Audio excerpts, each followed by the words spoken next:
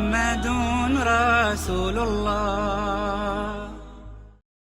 Të ndëruar shikues, Assalamu alaikum. Si çdo të premte, është koha të takohemi për ta përcjellur bashk hutben e xumas, të cilën sot do ta sjellim në ekranet tuaja televizive nga qyteti i Mitrovicës. Këtu në xhamin Bajram Pasha Isa Beg, Hoxha Enis Rama do të flas për besnikrin, për të parë se cilat janë llojet e besnikrisë, nivelet e saj dhe sa është prezente kjo vlerë në shoqërinë e sotme, do ta mësojmë këtë përmes hutbes në vazhdim.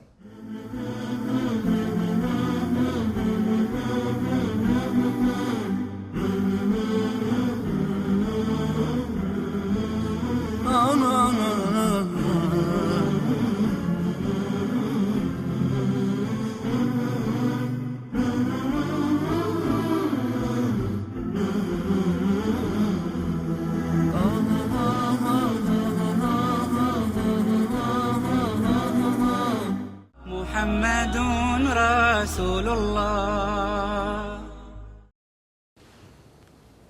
إن الحمد لله تعالى نحمده ونستعين به ونستغفره ونعوذ بالله من شرور أنفسنا ومن سيئات أعمالنا من يهده الله فهو المهتد ومن يضلل فلن تجد له وليا مرشدا أشهد أن لا إله إلا الله وحده لا شريك له وأشهد أن محمدا عبده ورسوله بلغ الرسالة وأدى الأمانة ونصح للأمة وتركنا على المحجة البيضاء ليلها كنهارها لا يزيغ عنها إلا هالك فصلوات ربي وسلامه عليه وعلى آله وأصحابه ومن تبعهم بإحسان إلى يوم الدين ثم أما بعد.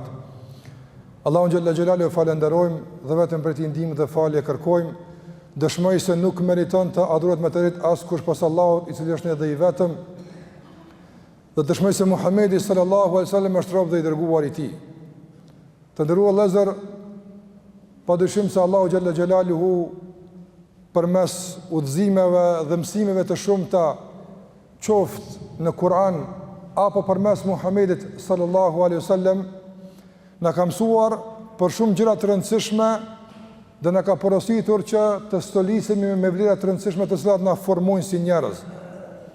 Dhe padyshim se të gjitha mësimet e Allahu xhallahu ala dhe mësimet e pejgamberit sallallahu alaihi wasallam synojnë që ta formojnë njeriu si krijesë e ndershme, fisnike, si një krijesë që meriton me të vërtetë të jetë krijesa më e privilegjuar dhe më e nderuar e Zotit xhallahu xhelaluhu. Dhe këto vlera që Zoti xhallahu ala i kërkoi për neve janë të shumta të lloj-llojshme. Dua që të flas për njërin prej tyre sot dhe shpresoj që të vazhdojmë të flasim për të edhe në hutbet e ardhshme për shkak të rëndësisë së madhe që e ka dhe në anën tjetër për shkak të një krize që mendoj e kemi përballë kësaj vlere. Fjala është për vlerën e quajtur emaneti apo besnikëria dhe ndershmëria, që besimtari të jetë besnik dhe që ta qënë me besnikëri dhe ndershmëri emanetin dhe përgjegjësinë që e ka. Të shumten ajete të ndërruar flasin për këtë çështje, por edhe hadithe e pejgamberit alayhi salatu wasalam. Kur flet Allahu xhallahu ala për emanetin dhe flet për besnikërinë, Allahu xhallahu ala tregon se nuk është punë e lehtë. Është punë e vështirë. Prandaj duhet ta marrim me seriozitet dhe përgjegjësi maksimale. Allahu xhallahu ala në surën Al-Ahzab thot: "Inna aradna al-amanata 'ala as-samawati wal-ard fa abayna an yahmilnaha wa ashfaqna minha wa hamala al-insan innahu kana zaluman jahula." Ne kërkuam nga toka dhe qiejt që ta marrin emanetin e Zotit, besnikërinë dhe përgjegjësinë, ndërsa ato nuk e pranuan. Kërkuan falje për Zotit dhe u arsyetuan, nga se patën frikë se nuk mund ta çojnë në vend si duhet. Fa hamalaha al-insan wa hamalaha al-insan, njeriu e mori përsipër. Innehu kana zaluman jahula. Allahu thot njeriu me të vërtetë ishte i padrejtë dhe ignorant, nga se nuk e dinte se çfarë po merr mbi supet e tij. Por njeriu i cili u ndriçua me mësimet e Allahut dhe e kuptoi këtë si duhet, padyshim se ai doli nga ky gjykim të jetë ignorant dhe të jetë i padrejtë. Kur bie fjala për besnikrin, të nderuar vëllezër, gjithashtu Allahu xhallahu ala mëson që duhet jemi besnik përballë çdo kujt. Dhe nuk duhet që kjo vlerë të zbatohet në mënyrë selektive. Të jemi besnik ndaj të afërmit, por jo ndaj të largëtit. Të jemi besnik ndaj atij që është i joni, por jo ndaj atij që nuk është i joni. Nuk është ky parim fetar. Andaj Allahu xhallahu ala thot: "Inna Allaha ya'murukum an tu'addu al-amanati ila ahliha." Allahu ju obligon që të jeni besnik dhe t'i kryeni me besnikëri përgjegjësitë ndaj çdo kujt që keni obligim. Ndaj të gjithë njerëzve, të gjithëve pa dallim, ndaj çdo kujt që kemi obligime, duhet të jemi besnik ndaj tyre. Ndërsa i dërguari sallallahu alaihi wasallam të ndëruar vëllezër tha: "Ayatul munafiqi thalath." Shenjat që tregojnë se dikush është i prekur nga hipokrizia, Allahu na ruaj, nga dyftërsia, shenjat që tregojnë se dikush është i prekur nga kjo smundje janë 3. I dërguari alayhissalam tha: kur flet gënjen, kur premton nuk e zbaton premtimin, dhe kur i besohet diçka nuk e kryen me besnikëri. Andaj besnikëria është shenjë e besimit, ndërsa humbja e saj është shenjë hipokrizisë dhe munafikisë. Gjithashtu të nderuar vëllezër, pejgamberi sallallahu alaihi wasallam një ditë ishte me shokët e tij duke biseduar dhe erdhi një njeri i huaj që ta pyeste për diç pejgamberin alaihi salatu wasalam. I tha: "O i dërguari i Allahut, kur është dita e gjykimit?" Dhe pejgamberi alaihi salam nuk e ndëgjonte. Vazhdoi të fliste në temën që kishte filluar më herë të fliste për të. Ai prap tha: "O i dërguari i Allahut, meta saa, kur do të ndodh dita e kiametit, kur do të shkatërrohet njerëzimi? Kur do të prishet kjo botë?" Prap i dërguari alaihi salam nuk u përgjigj. Derisa e përfundoi fjalimin pejgamberi alaihi salam, pastaj tha: "Ku është ai pyetësi? Ku mbet ai që pyeste për ditën e kiametit?" Ai zgjati dorën, tha: "O i dërguari i Allahut, ja ku jam, unë isha ai." Çfarë tha pejgamberi alaihi salatu wasallam? Tha: "Idha duyi'atil amana fantadhir as-sa'a." Kur të humb besnikëria, prit në kiametin. Shkatërrohet shoqëria dhe vendi dhe njerëzimi në përgjithësi, kur nuk ka besnikëri. E i tha: "O i dërguari i Allahut, kayfa ida'atuha?" E si ndodh me humbaja, kur humbaja? Kur e dim nese po humb besnikëria? Çfarë tha pejgamberi asam? Tha: "Idha usnida al-amru ila ghayri ahlihi duyi'atil amana." Tha pejgamberi alayhis salam, kur i besohet njeriu një punë që nuk është kompetent për të, nuk është i përgatitur me e kry punën si duhet, kur dikush merr mbi vete përgjegjësi që nuk i takon, humb besnikëria. Kështu tha pejgamberi asam. Dhe kjo nuk kupton në çdo rrafsh.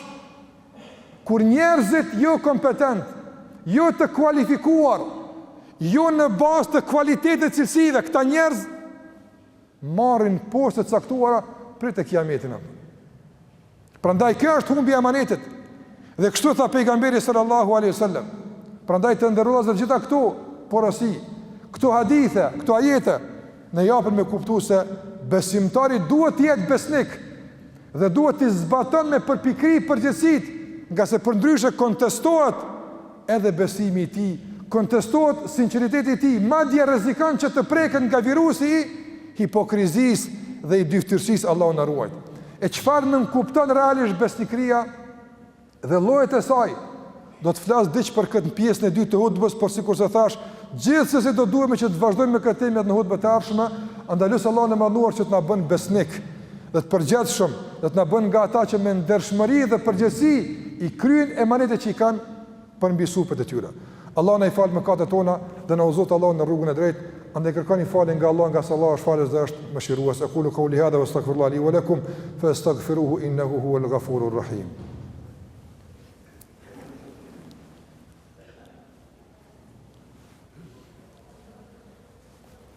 Alhamdulillahi rabbil alamin wa afdalus salati wa tammu at-taslima ala khayri khalqillahi ajma'in nabiyina Muhammedin wa ala alihi wa ashabihi wa man tabi'ahum bi ihsan ila yawmiddin. Të nderuar vëllezër, ndodh që jo rrallëherë të përdorim terme të caktuara për mos t'ia dim kuptimin. Të gjithë ne e dim se është mirë të jemi besnik. Të gjithë ne e dim se mirë është njeriu të jetë i ndershëm. Por a thua vallë çfarë nuk kupton besnikëria? Si mund ta dim ne se a jemi besnik a nuk jemi besnik? Që po e kërkojnë fjalët e Zotit. Këtë besnikëri që po e kërkon i dërguari sallallahu alaihi wasallam përmes porosive dhe mësimeve të tij. Çfarë nuk kupton? Besnikëria e kërkuar të nderuar vëllezër nuk kupton 3 gjëra kryesore. Dhe kjo është mirë ta dim dhe mbi këtë bazë të matim vetët tona përballë kësaj vlere ku ne qëndrojmë.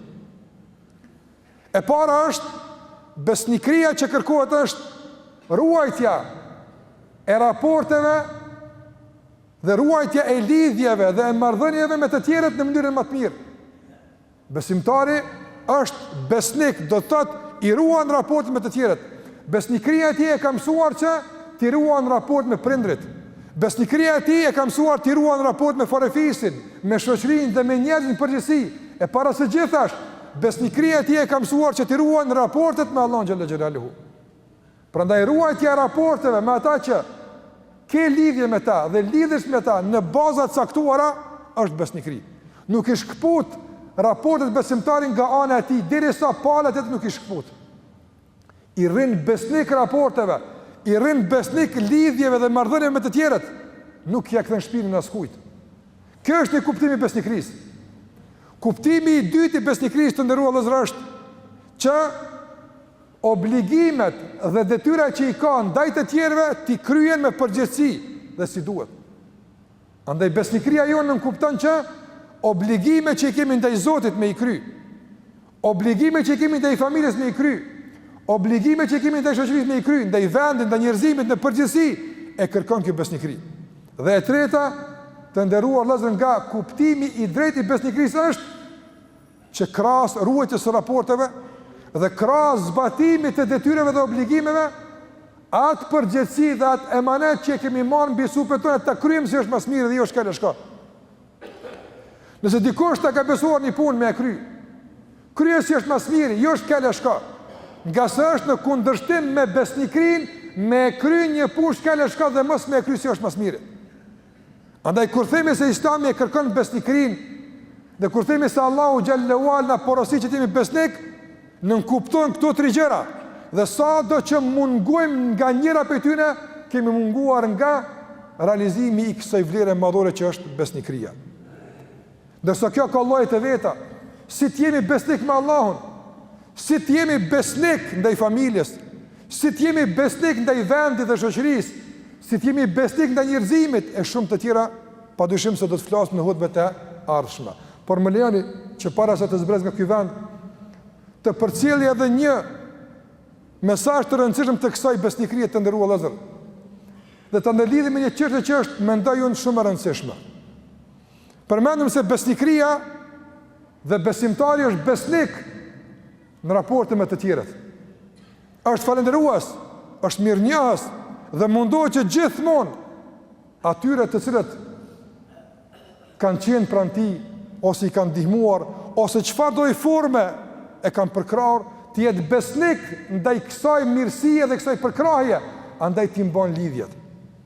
Të nderuar vëllezër, tashmë janë bërë fatkeqësisht spaku në këto muajt e fundit janë bërë të shpeshta lajmet për akte të ndryshme gjakatare dhe terroriste që po ndodhin në vende të ndryshme. Dhe pas asaj që ndodhin në Medinën e bekuar, me të vërtetë, ndoshta befasia tashmë nuk është prezente, nuk çuditemi çfarë dëgjojmë, kur veç dëgjuam se njerëz të këtill morën guximin me sulmua dhe Medinën e pejgamberit alayhi salatu wasalam. Çfarë shenjtnie mbetet për këta mas kësaj? S'ka më shenjtni. Për njerëz të këtill mas sulmit në Medinë dhe mas kërcënimit të shtëpisë së shenjtë, xhamive dhe çapës në përgjithësi, nuk mbetet shenjtëri. Mirë po ne kur i denojmë këto akte dhe këtë që ka ndodhur mbrëm në Francë, nga akti të mërshëm dhe gjakatar jo njerëzor në vrasjen e njerëzve të pafajshëm, kur ne denoncohemi të nderuar vëllezër, dhe kur ne qortojmë dhe kritikojmë akte të këtilla, padyshim se këtë duhet ta kuptojmë një gjë me rëndësi të nderuar vëllezër. E bëjmë në bazë të kësaj besnikrie. Por kurrën e kurrës në bazë të shfaqësimit. Le të thirren me çfarë do emra që kanë. Dhe le të bërtasin çka do qoftë që bërtasin. Madje dhe emrin Allah le të përdorin. Ata nuk janë musliman. Ata nuk janë pasues të pejgamberit sallallahu alaihi wasallam. Prandaj nuk ndihemi përgjegjës që të shfaqsohemi për aktet e barbarëve dhe kriminalëve. Por ndihemi me përgjegjësi nga se besnikria jonë e kërkon që përballë njerëzimit që duhet kemi raportet mira me njerëz, e në veçanti me vende që na përkrahen, të denojmë aktet e këtilla në bazë të besnikrisë dhe jo në bazë të shfaqsimit. Nga se Islami s'ka të bëjë me këtë.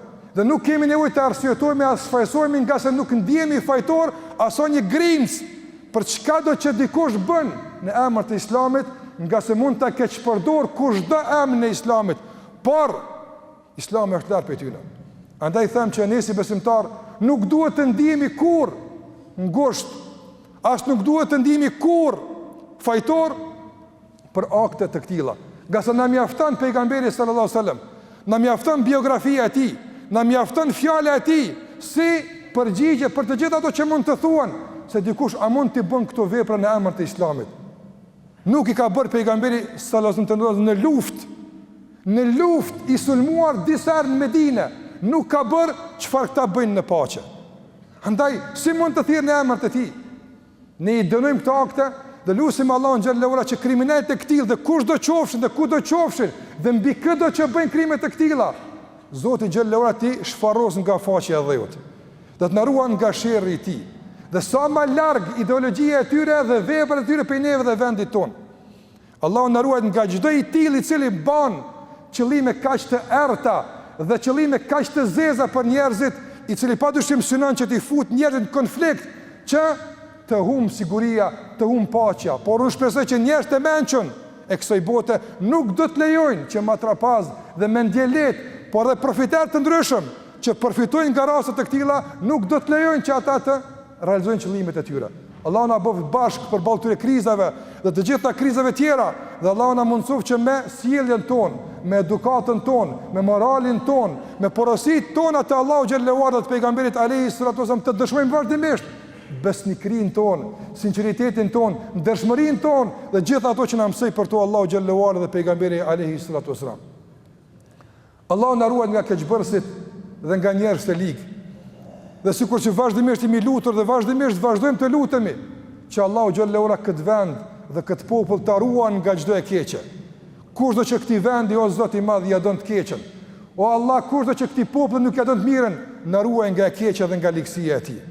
Dhe kushdo që njerëzimin përgjithësi nuk po ja don të mirën o Zot. Kushdo që po don me dirë gjak dhe me vran njerëz dhe kush po don me i fut njerëz në konflikt, na ruaj nga sherrri i tij e na mundëso të jetojmë në paqe, në liri e siguri sikur që ti o Zot kërkove prej neve. Allahu na ruaj nga çdo e keqe, nga dyftësia, nga mosbesimi, nga tradhtia dhe mashtrimi. Na dhash Allahu të mirën këtë botë. Allahu na dhash të mirën botën tjetër dhe Allahu na ruaj nga zjarri i xhenemit. Inna Allaha wa malaikatahu yusalluna 'alan nabi. Ya ayyuhalladhina amanu sallu 'alayhi wa sallimu taslima. Allahumma salli ala Muhammadin wa ala ali Muhammad, kama sallaita ala Ibrahim wa ala ali Ibrahim innaka fil alamin Hamidun Majid. Allahumma barik ala Muhammadin wa ala ali Muhammad kama barakta ala Ibrahim wa ala ali Ibrahim innaka fil alamin Hamidun Majid. Ibadallah, inna Allaha ya'muru bil adli wal ihsani wa ita'i dhil qurba wa yanha 'anil fahsha'i wal munkari wal baghi ya'idhukum la'allakum tadhakkarun. Muhammadun Rasulullah. Në hutbën e sotme të xumas, hoxha foli për besnikërinë. A mendoni se është prezente kjo vlerë ende në shoqërinë tonë? Po, absolut jam i bindur se ekziston, është prezente. Është pa me qenë për gjithmonë. Sot ekzistojmë si popull. Po, çfarë i bën njerëzit më besnik? Cilat janë ato mësime që i bën njerëzit besnik? Më besnik i bën urtësia, fjala e mirë, kuptimi, mirë kuptimi, të gjitha këto. A është vetëm një fjalë goje besnikëria apo përgjegjësi më e madhe? Shumë përgjegjësi më e madhe është se në fjalë goje. Përgjegjësia është shumë e rëndësishme. Po është një prej vlerave më të rëndësishme të besimtarit, që duhet të ta praktikojmë në çdo sferë të jetës, sidomos në jetën e përditshme. A është vetëm një fjalë goje ti je besnik ndaj të tjerëve apo është një përgjegjësi më e madhe? Jo, do të përcjellës bashkë edhe me edhe me veprime. Përpas fjalë edhe me veprime. A duhet të flitet ende më shumë për këtë vlerë? Mendoj që po, përpas xhamive do të flitet edhe në ambjente familjare, shkollore e tjera. Vallai me thonë drejt, jam nga Holanda. Ato besnikëria është shumë moral e fortë. Edhe që me fe, e kanë qitë shumë, besnikëria kanë shumë. Po, a është besnikëria vetëm një fjalë goja, apo është një përgjithësi më shumë raport me njerëzit? Vallai me thonë drejt, për vetë një shumë që besnikëria është një shejt morali që të shënon që muslimon shumë i fortë. Ose me pas besnikërin, Allah na rujt, që është të tha hoxha, mush me dollë të ajta që që me thonë, hipokrizim. Ato është shumë rrezik me njërin në atë rrugë, e inshallah Zoti na ruan pe asoj rrugë, e bëjmë musliman të fortë edhe na shton besnikërinë. Hoxha në hutbën e sotme të xumas foli për përgjithësinë dhe besnikërinë. Sa janë prezente këto vlera në shoqëri sot? Është e vërtet hoxha i nderuar që foli për besnikërinë, sa është prezente tek ne. Kisha thonë që më ngan mjaft më ngan. Po dhe duhet më punu shumë në drejtën për më përmirësu kjo gjendje. Ne shohim edhe në rrugë edhe në qytet, ku delsh si është gjendja. Shohim edhe ndër njerëz si është. Inshallah Allahu na udhëzon e na kthen atje ku duhet më konë, ku duhet më shku, ka duhet më shku. Ka po na udhëzojnë edhe tant pristan që ato na udhëzojnë. Hoxha në hutbën e sotme të xumas ju folët për besnikërinë si vlerë. Cila është gjendja e besimtarëve në raport me këtë vlerë për të cilën ju sot folët në hutbën e sotme të xumas? Padyshim se besnikëria është një vlerë e madhe dhe ne si shoqëri kemi kultivuar vazhdimisht, mirë po në praktikat e përditshme po vrem zbehje të kësaj vlere. Padyshim se nuk guxojmë të themi, nuk kemi drejt të themi se ka humbur, përkundër do të zbehjes, ajo është prezente, mirë po nuk është në nivelin e kënaqshëm dhe nuk është e shtrirë në gjitha nivelet, të gjitha fushat e duhura të kërkuara. Prandaj do kunis nga kjo analizë shoqërisë dhe përreshmërisë ka vendosur të flas për këtë temë që spaku të plotësojmë këtë bashkëllog dhe të ndikojmë ndoshta në vetëdijsimin e njerëzve për ballë së vlerave të rëndësishme. A mund të themi se njerëzit ndoshta sot e kuptojnë besnikërinë ndoshta si një fjalë goje, por jo edhe një përgjithësi në raport me Zotin për të cilën ju falët, por edhe në raport me njerëzit e tjerë? Jo vetëm kjo vlerë vëllai nderuar, por edhe shumë gjëra tjera. Njerëzit dinë vetëm ndoshta termet e jashtme. Ne dimë çka është ndërshmëria, por kur vim tek praktika ndoshta kemi shumë kuptim të cunguar apo të mangët. Kur vim tek falja, për shembull gjithashtu këtu kemi kuptime ndoshta të kufizuara, edhe te besnikëria. Ne si term na tingëllon bukur në veshin ton, nga se dimë se është një vlerë, është një tingull i bukur që e dëgjojmë mirë, po a është e njëjtë në praktikë, mendoj që ka nevojë për sërime shtesë për ta plotësuar dhe për ta prezantuar të plot si duhet këtë vlerë të rëndësishme. Sa është gatishmëria hoxha që pas këtyre ligjërata ju thatë se do të flisni në hutbë të tjera në vazhdim javëve të ardhshme për të vlerë, si ndryshon gjendja pas ligjëratave, ka ndryshime, ka përmirësime pas gjithë këtyre fushatave për përmirësim? Unë shpresoj që duhet ketë spaku në aspektin informativ, padyshim se të gjithë pranishmet pasurohen me informatat e nevojshme, pastaj zbatimi i këtyre informatave mbetet përgjegjësi çdo kujt prej tyre. Ne dëgjojmë zakonisht përgëzime nga të pranishmit se kanë ndikuar pozitivisht, janë përmirësuar kështu me radhë, mirë po nuk bëjmë anketa, padyshim se janë çështje pastaj tjera që shikojmë deri në cilin nivel dhe ku po shkon kjo. Por shpresojmë që kemi xhamat të përgjithshëm i cili i merr me seriozitet porositë e këshillit dhe i bën ato që duhet. La ilaha illallah, la ilaha illallah, la ilaha illallah, Muhammadun Rasulullah.